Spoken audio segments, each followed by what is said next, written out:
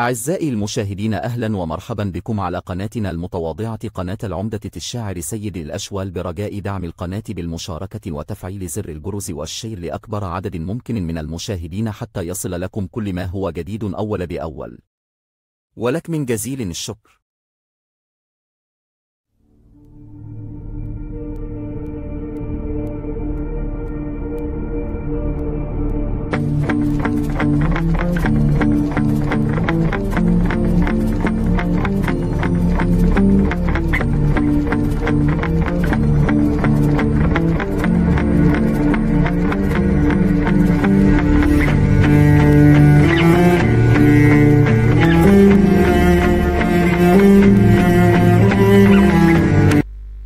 بسم الله الرحمن الرحيم، وبه نستعين، ولا عدوان إلا على القوم الظالمين. اللهم احلل عقدة من لساني يفقهوا قولي. اللهم ربنا وتقبل الدعاء. اللهم انصرنا على كل الظالمين يا رب العالمين، الذين لا يخافونك ولا يرحمون العباد. مقالة اليوم عمدة الشاعر سيد الأشوال. بنقول: يا عم يلي اسمك بين المسؤولين مسؤول، ارحمنا من قراراتك الباطلة. سؤال مهم في أول المقالة: حضرتك اللي أصدرت قرار معاقبة لاعب الكرة الأهلاوي المصري المحترم الكابتن محمود عبد المنعم كهربا المظلوم في كل شيء، ولا هي مجرد بالونة اختبار وبعدها تنزل القرار الظالم؟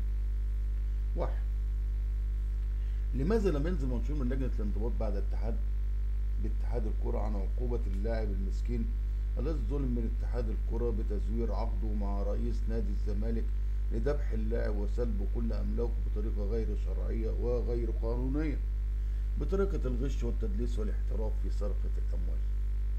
للاعب النادي الأهلي: ألا تخافوا الله يا بشر. ليه بتحاولوا تحطيم اللاعب المسكين؟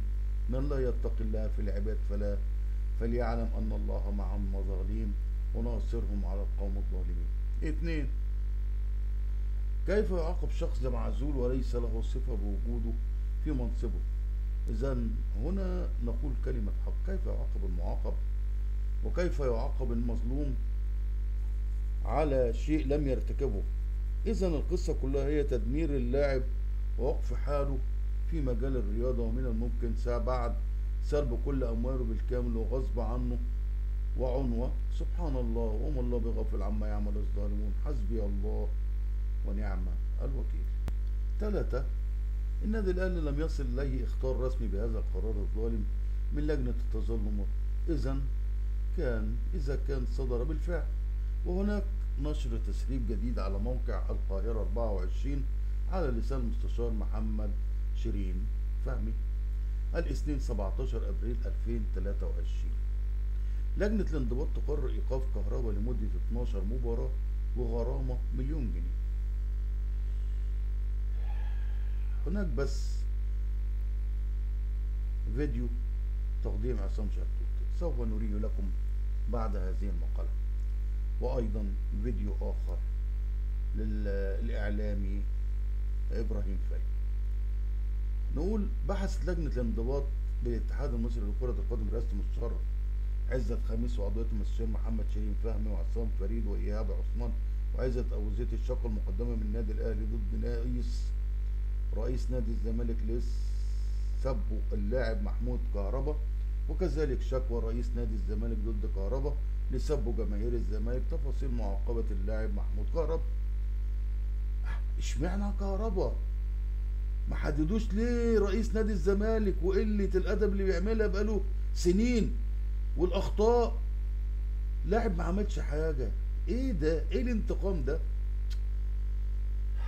وقررت لجنة الانضباط تغريم رئيس نادي الزمالك 300,000 جنيه تسدد خلال شهر، وحرمان رئيس نادي الزمالك من دخول الملاعب لمدة شهرين في المسابقات التي يشارك فيها نادي الزمالك، بالإضافة لتحذير رئيس نادي الزمالك بخطاب رسمي من العودة لمثل هذا السلوك وتذكرته بالقواعد الانضباطية.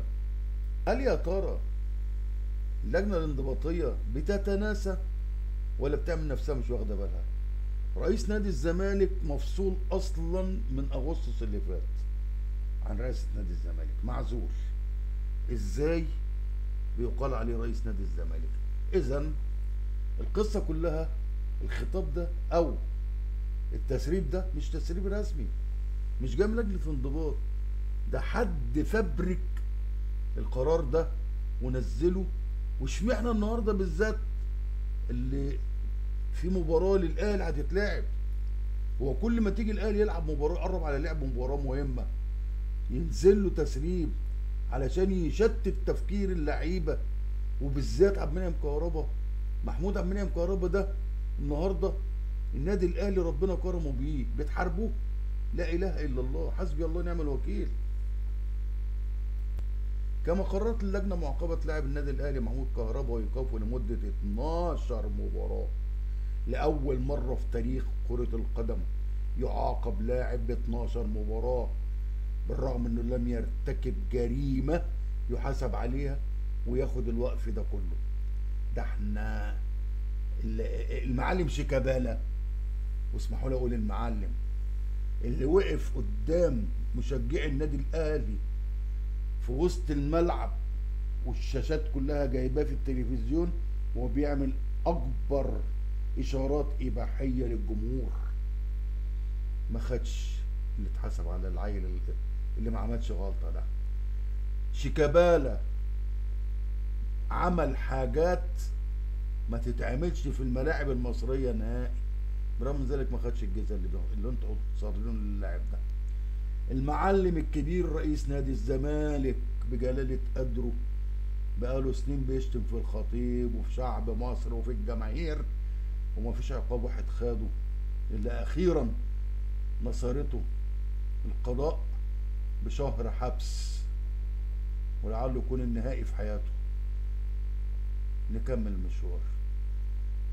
ان 12 مباراة في المسابقة التي ينظمها اتحاد كرة القدم او رابطة الاندية، بالاضافة الى غرامة مليون جنيه تسدد خلال شهر. مليون جنيه اقصى حد عقوبة منصوص عليها في القانون 500,000 جنيه. غرامة مليون جنيه. ايه الكفر اللي انتوا فيه ده؟ ايه عدم احترام والخوف من الله ده؟ ده انتوا هتروحوا جهنم وبئس المصير بلا حساب ولا عقاب. كما حذرت لجنة انضباط النادي الاهلي من تكرار استخدام الجماهير لعبارات او اشارات تنطوي على اخلال بالقيم والاخلاق والقواعد الرياضية، وتغريم النادي الاهلي 200,000 جنيه تسدد خلال شهر. يا حبيبتي يا مصر، يا حبيبتي يا مصر، كل ده عشان مش عايزين مشجعي النادي الاهلي يروحوا يشجعوا، عايزين يوقفوا حضور جماهير النادي الاهلي للملاعب. حسبي الله ونعم الوكيل. دعوة الكابتن محمود الخطيب لاجتماع عاجل للنظر في أزمة كهرباء. ومن جانبه كشف أحد المصادر بالنادي الأهلي عن دعوة محمود الخطيب، الكابتن محمود الخطيب الأسطورة، لاجتماع عاجل مع المستشارين القانونيين بالنادي من أجل بحث أزمة كهرباء والطرق القانونية للرد على هذه العقوبة من أجل التحرك رسميا عقب اختيار النادي بالعقوبة. يا حبيبتي يا مصر، يا حبيبتي يا مصر، يا اللي مظلومة من بني آدمين ما تستاهلش إنهم يكونوا مصريين. حسبي الله ونعم الوكيل. انتظروا في نهاية هذه المقالة عندكم 2 فيديو، واحد للأستاذ شلتوت وواحد تاني للإعلامي إبراهيم فايد. السلام عليكم.